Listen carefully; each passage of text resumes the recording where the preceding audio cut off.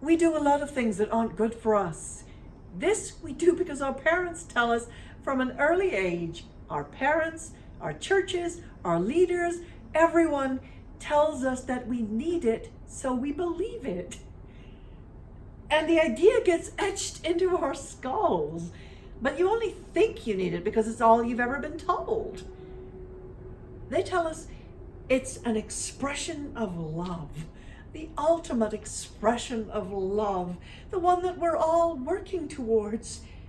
But how does that make any sense to say, I love you, therefore you should tie yourself to me, and you can never love anyone else. You can never love anyone else. You can never leave me. You're off limits. I own you. I own you. That's what marriage says. To me, that sounds more cruel than kind. Also, when people marry, they say, I choose you, and I choose you forever. But who is this you that they're choosing? Because people change. Over time, people change into different people.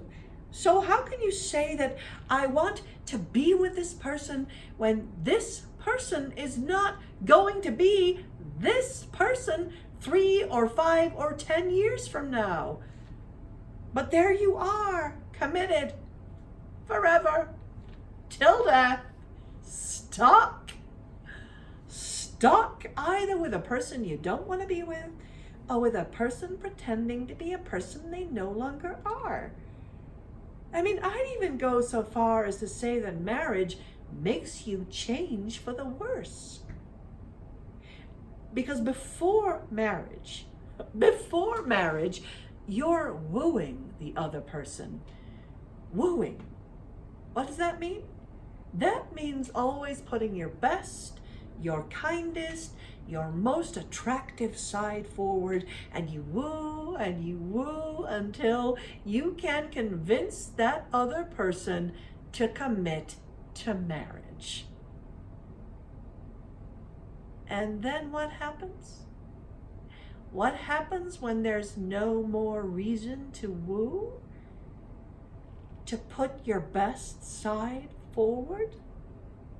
Marriage tells us that you're committed. You're bound to the other person regardless of how you're treated. Think about it. Do you think that that encourages couples to treat each other however they want? To be as awful as you want? It doesn't matter because you're in it until death. This happens all the time, and people are miserable. Yes, we want to be intimate with another person, to know another person, to love that person deeply, to be naked with that person. But why do we need a marriage for that? And why does it need to be with just one person for the rest of your life? It seems so sad.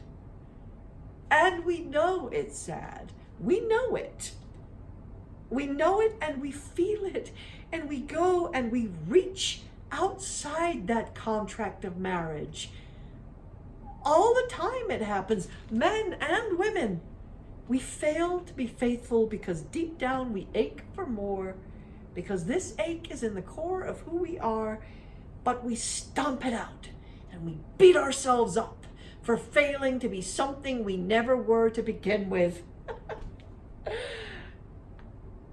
And so I just say, just end it. End marriage. And it will end, I know it. In the future, 20, 30 years from now, marriage will be a thing of the past. And those in the future will look back on us and they'll be in shock, in total just awe at how stupid we are, how backwards our thinking, how sad it is. that we put ourselves through this completely unnecessary process of self-torture. 20, 30 years from now, people will have many spouses in a life, even many spouses at once. There won't be lines drawn between couples, and there won't be jealousy because there won't be anything to be jealous of.